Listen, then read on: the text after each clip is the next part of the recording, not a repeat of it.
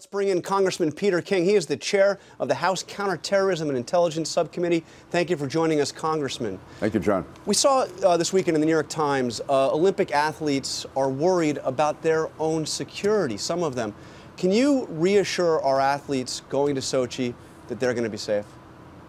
I cannot give them a 100% guarantee. The fact is that these are going to be very much threatened Olympics, probably more than any we've had in our past, more than Greece, certainly more than London and China. So no, it's, I mean, everything is being done by the United States, but the fact is this is a dangerous region in Russia, by the North Caucasus. There are active terrorist organizations there, and quite frankly, the Russians have not been cooperating with us or with other countries anywhere near the extent that, for instance, the Greeks or the Chinese or the Brits did. Well, what about the suggestion to our athletes that they not wear their uniforms outside of the Olympic venues? Has it really come to that American athletes have to hide the fact that they're American athletes?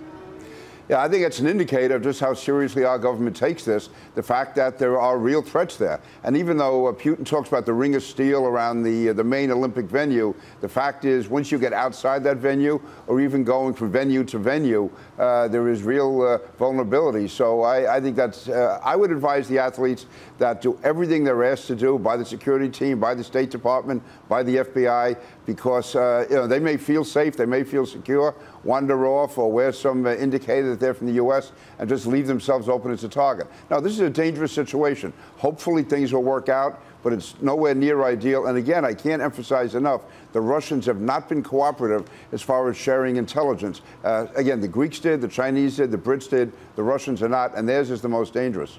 Well, you've said that now twice, that the Russians have not been cooperative, but we just heard it in Martha's story that they've asked for some equipment and technology that we're unwilling to share.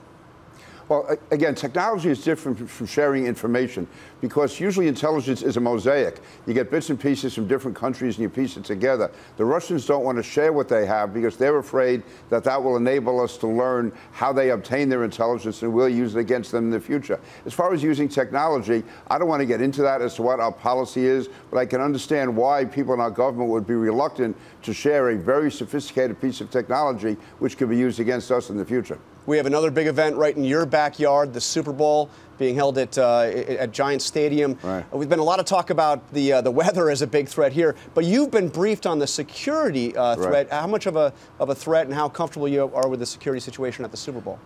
Well, I'm confident that everything that can be done is being done. I've been there. I've met with all the officials involved. There was total sharing, total cooperation. There's any number of law enforcement agencies, federal, state, and local, by state, working together. This will be the first mass transit Super Bowl, which presents other issues because so many people will be coming by subway, for instance, and also with the cold weather, it'll be easier for people to conceal things under their clothing. Having said that, the cooperation is enormous, and again, to the extent that any athletic event can be safe, the Super Bowl will be. It's really a model for cooperation with all levels of law enforcement.